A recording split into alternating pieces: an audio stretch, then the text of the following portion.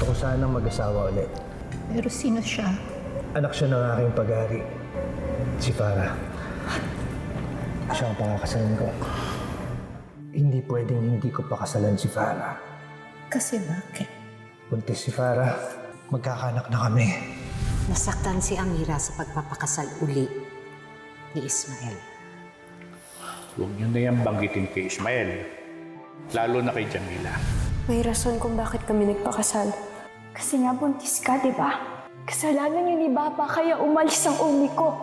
Sinaktan niyo siya. Kaya deserve mo rin masaktan para. Kakapal niyo.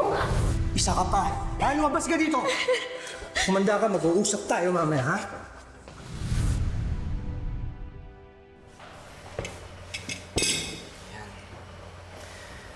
Bakit ka kasi naglayas sa inyo? Sama ang loob ko sa kanila dahil kay Umi. Bakit? Anong ginawa nila sa umi mo? Basta, ka na magtanong. Chismis ka pa eh. At least ako chismoso lang. Eh, yung iba dyan, spoiled brat. Astaghfirullah. Pero, ito ho kasi eh. Pinagalitan lang ng isang beses, maglalayas agad. Pasalamat ka, meron ka ng pamilya eh. Swerte ka. Buo kayo.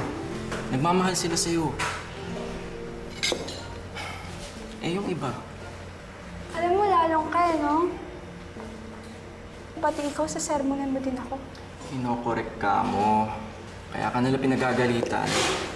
Ay dahil meron silang pakialam sa'yo. Ano mas gusto mo? Wala silang pake.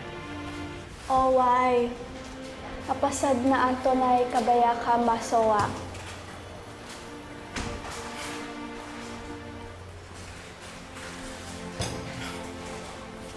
Alam mo kung ano gusto namin.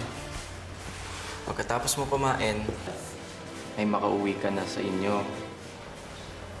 Kasi sigurado kami na nag-aalala na sa iyo ang pamilya mo, Jamila.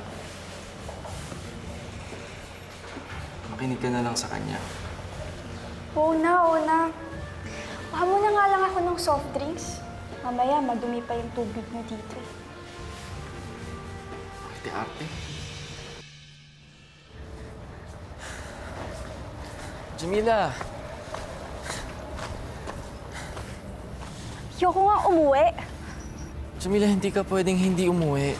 Ayoko nga sabi mo umuwi, di ba? Ayoko nga sabi mo umuwi! Ayoko nga umuwi!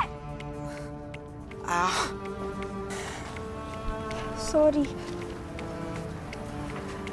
Makukonsensya ka. Ikaw talaga.